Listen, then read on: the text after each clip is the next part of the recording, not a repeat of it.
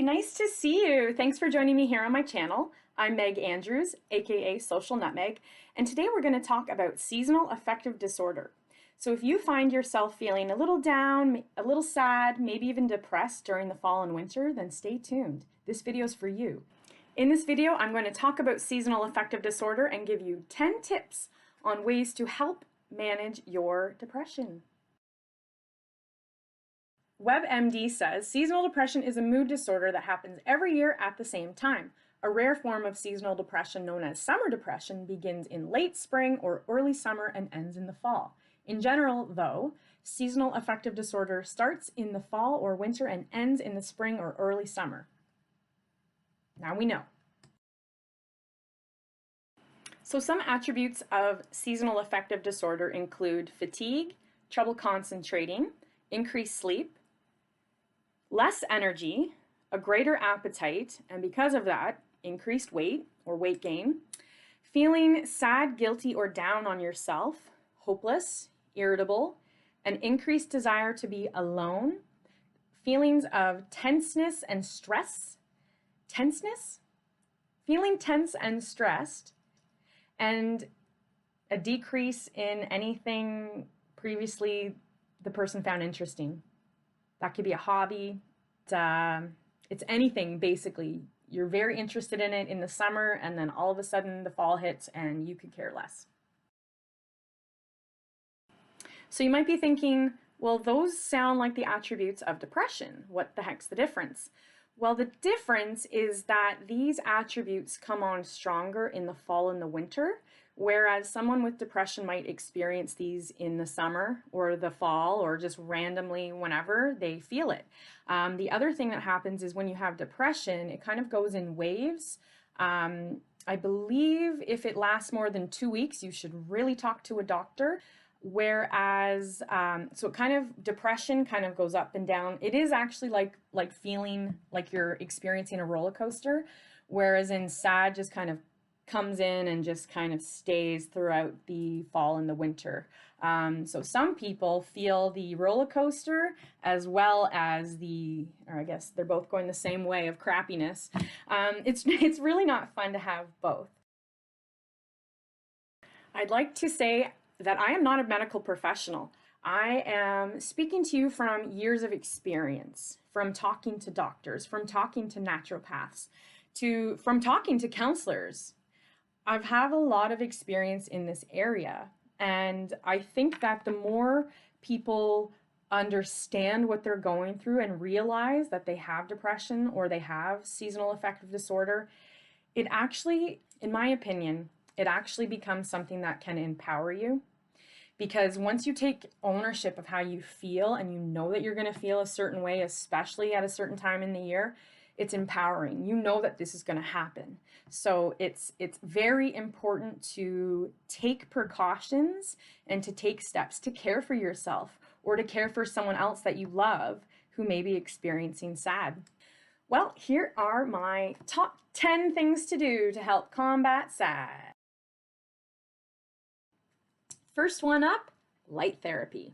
We don't get enough sunlight in the winter, so especially if you live in the North Hemisphere, that's what I'm talking about, or the opposite for people living in the South. Get a light therapy lamp, at least 10,000 LUX. I don't exactly remember what that stands for, but that is what you're looking for. It mimics the sun. It feels so good on your face.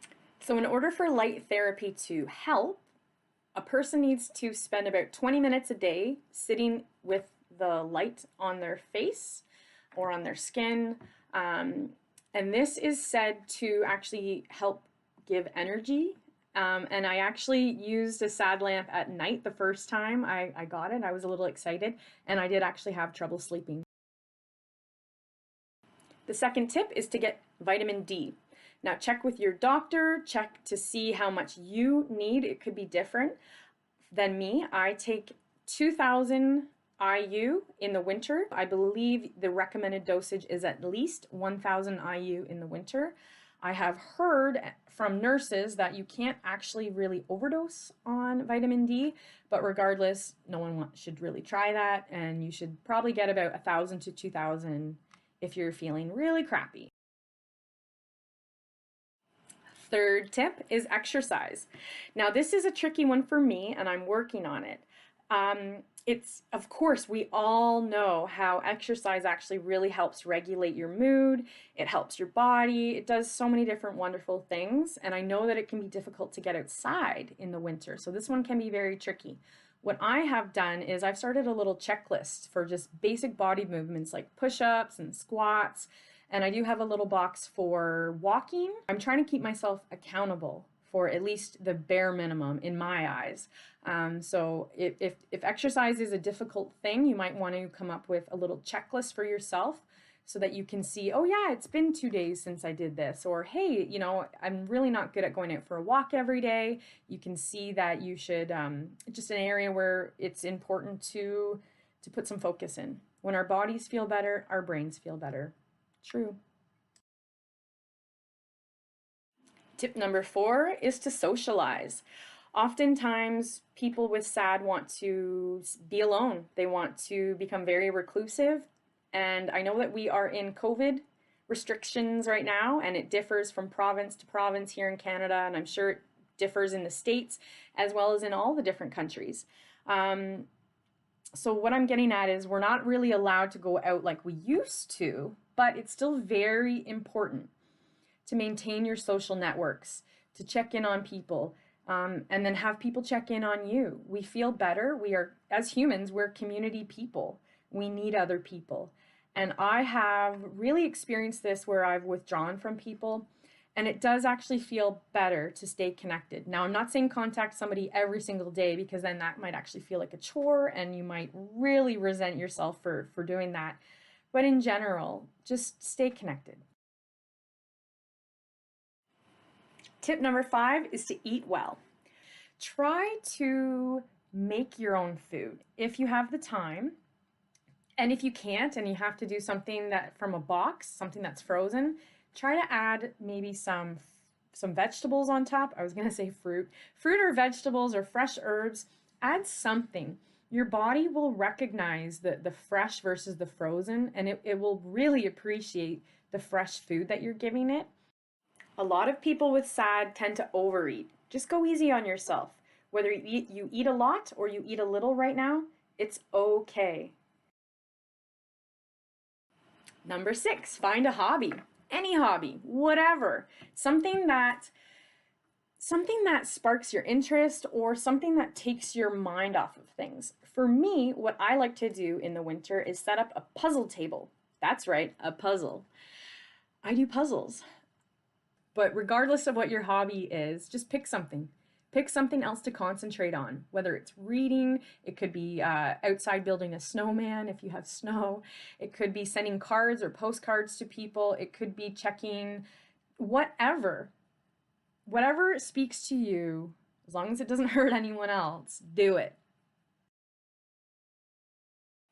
Tip number 7 is to get outside.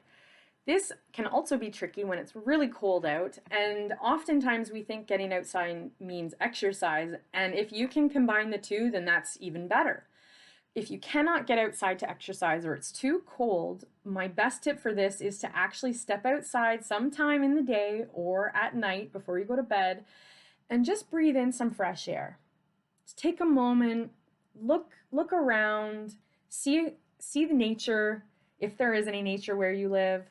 Some of us live in cities, so just take a moment and just breathe the fresh air. Maybe look up at the sky and to the stars, and just take a few moments for yourself, and then you can get all nice and cozy and warm coming back inside.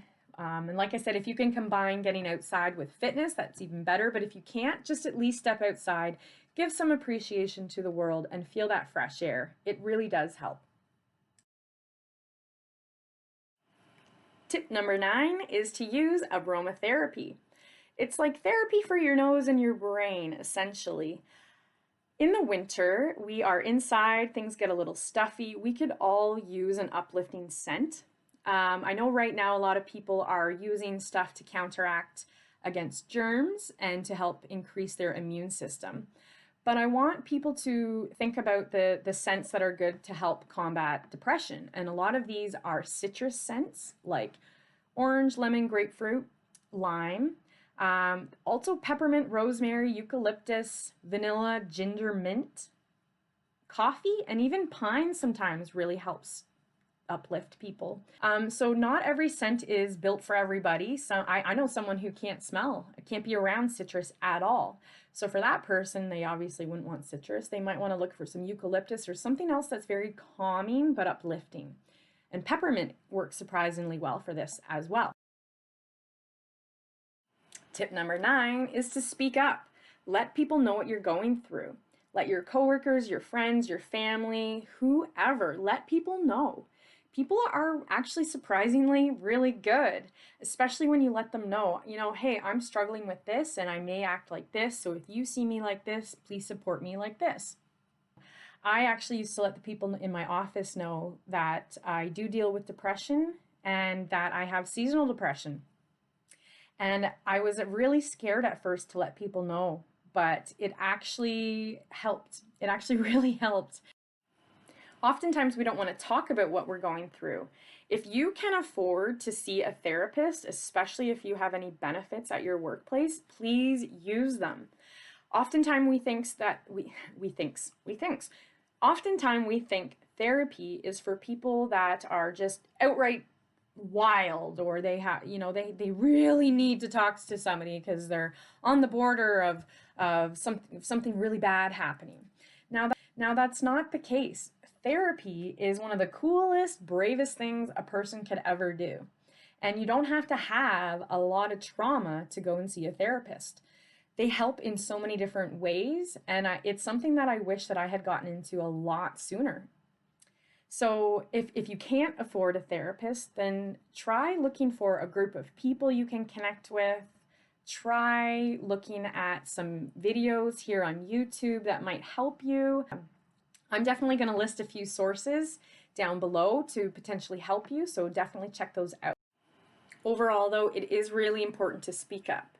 Let people know. Have no shame. You're going through something kind of crappy, and chances are the person that you're talking to might be going through the same thing as well. And by you talking about it, you're essentially giving them permission to talk about it as well. And what's the point of telling everybody that we're all depressed? If we're all depressed, well, then we can kind of understand each other a little bit better. We can give each other the benefit of the doubt and some leniency towards different things. So all in all, talk it out. Tip number 10, you might roll your eyes at, but hey, it's get a good night's sleep. This is underrated. Sleep is so important for the body and for the brain. And what I like to do is actually make my bedroom into my kind of like a bear's den. Use it for sleeping basically only, and don't watch TV. Don't do anything in bed that keeps you up. Use it as a place to sleep. Train your brain to know that your bed equals sleep. Make it dark as possible. Keep it nice and cool as well. And in your bedroom, you might want to use aromatherapy, but instead of uplifting scents, you might want some that really relax you, like lavender. Hey, and if you've stuck around to the end, I have a bonus tip for you. Tip 11, do something today for your future self. I know it can be difficult to think of yourself today, to get basic hygiene things done, to get your work done, I get it. It can be a lot. But if you can manage to do one thing today to help yourself tomorrow, you will start to feel awesome. Maybe not awesome, but you'll feel pretty good about yourself. So what I like to do, I don't like to get up in the morning and go into a dirty kitchen. So for me, it's important that I do most of the dishes, or my husband, one of the two of us will do the dishes at night, usually, so that it creates a welcoming, warm atmosphere in the morning. I just really don't like looking at dirty dishes in the morning. And if sometimes we don't do the dishes, what we do is we set the coffee maker. I showed my husband this little tip and trick, and he loves it. I said, there's no use in getting up in the morning and fuddling, making a mess in the kitchen or fumbling. There's no use in fumbling around in the morning when you can do something the night before. And all I do in the morning is just come in and hit that button, boop. and the coffee starts. I don't have to mix and measure everything out. And that may seem like so small, but to me, I feel really taken care of when I get up in the morning and the kitchen's clean and the coffee's ready to go. It's just one of those things that makes me feel cared for, and ultimately, it really does help me get through each day. Medication is a very personal choice, and if you are doing other things like my tips and you feel like you still are drowning, talk to a professional, talk to a doctor. You may need medication. Being on medication doesn't mean you will be on it for the rest of your life. Usually it doesn't mean that. Sometimes it does. It's finding out what works for you. Sometimes holistic things don't help everybody. Sometimes they do. Everybody is different. Please do not harp on people that take medication. Please don't harp on people that choose not to. We are all unique people. Our situations are very unique, and it's figuring out what's best for you or the one you love. Now, I have thought of doing a video for people that support people with seasonal affective disorder. So someone like my husband, he supports me. If this is of interest to you, please let me know in the comments below and I will create a video on it.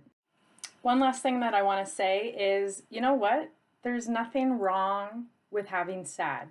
It doesn't make you a bad person. It does not make you weak. And in fact, I would actually argue the opposite, that having it makes you stronger.